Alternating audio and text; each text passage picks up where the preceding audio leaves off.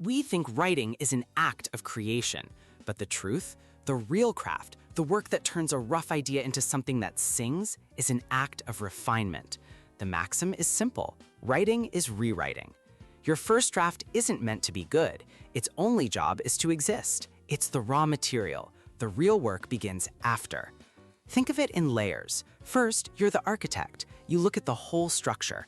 Does the opening grab the reader? Does the middle sag under its own weight? Does the ending feel earned?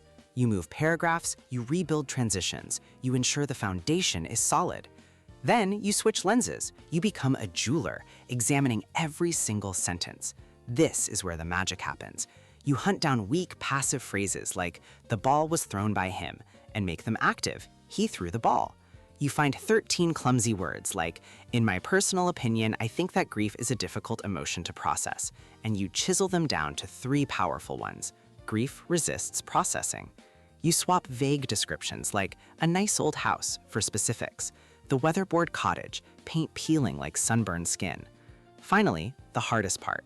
You find a sentence you love, a metaphor so clever it makes you proud, but it doesn't serve the piece. It stops the action, it confuses the point. You have to kill your darlings. It's ruthless, but it's necessary, because the first draft is just the start of the journey. The revision, the cutting, the polishing, that's how you get home.